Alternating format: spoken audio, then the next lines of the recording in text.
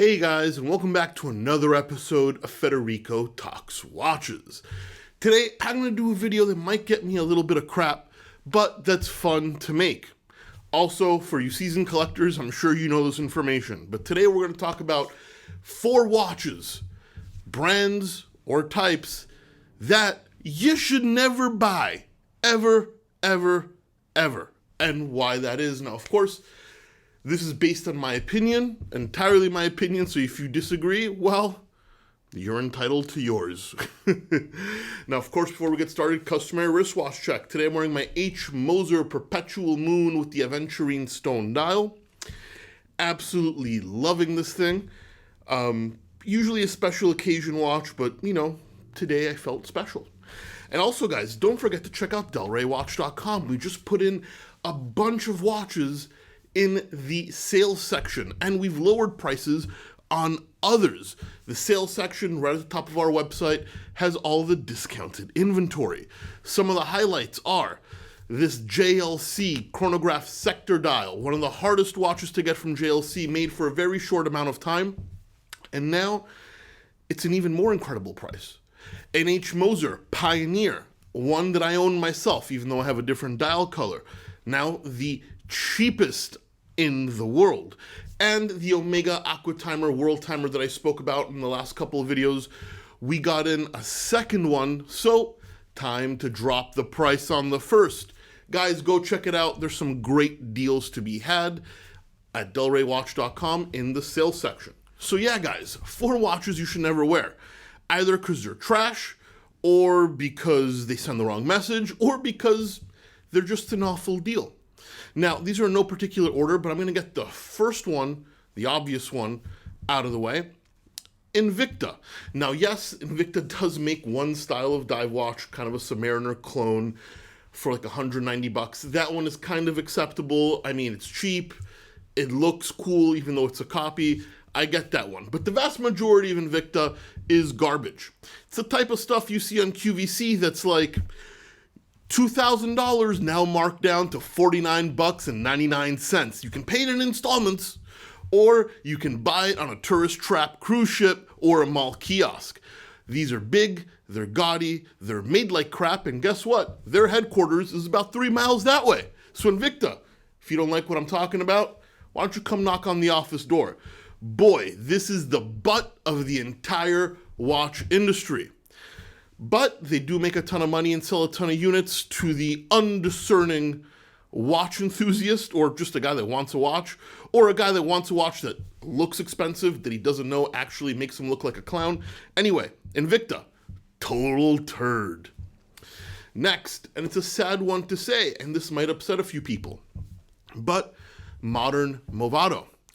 Movado used to be a fantastic Swiss watch brand. Mechanical watches, very clean aesthetic. The museum dial is an icon. It's even in the MoMA. You know, it's considered, you know, a real milestone in design. But modern Movado is just steaming hot garbage. About as Swiss as my left pinky. These are quartz movements with the same old tired design, lack of innovation, and very overpriced. This is the type of watch you go to Macy's and you buy for $600, and then you go try and sell it, and it's worth $23. If you're lucky. If you're lucky.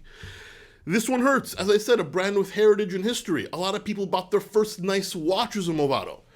Listen, you can't fix the mistakes of the past, but you cannot buy any more Movados now because they are an awful deal with a bunch of heritage that no longer applies to modern day. Now, this one might get some people upset too. Richard Mille. Almost all of them. Almost all of them. Nothing says classless rich douchebag than Richard Mille. If you're going to invade a country, wear Richard Mille. You know, it's like a billionaire's toy that's all marketing fluff. Now, yes, they make some cool watches and some cool materials, but the price tags have like 3 too many zeros on them.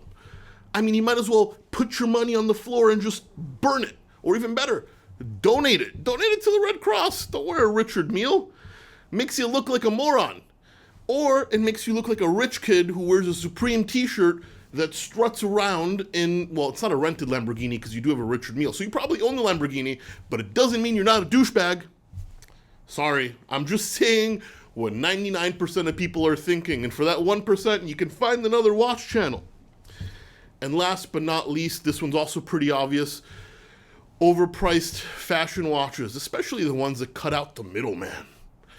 Daniel Wellington, all the guys that sponsored YouTube. I forget the other one, but you know, Daniel Wellington's a great example. Or even high fashion watches like made by Guess or Armani or Gucci. These are all things you're just paying for the name. They're like $5 watches with a 4,000% markup that you think do look good, but actually they look like cheap garbage. And they make you look like a fool because you spent a bunch of money on something that, you know, you could have bought on Alibaba. It's just a fact. Now, guys, I'm aware all of us have made mistakes. I've made mistakes. I made a ton of mistakes. But the thing to remember about mistakes is to learn from them and try not to make them again. These are 4 watches I wouldn't wear even on your wrist. Guys, if you enjoyed this video, thumbs up. Lighthearted one. Don't take it too personally. Or actually, maybe you should. A little self-reflection. Never hurt anybody. Don't forget to subscribe, and of course, I'll catch you in the next one. Take care.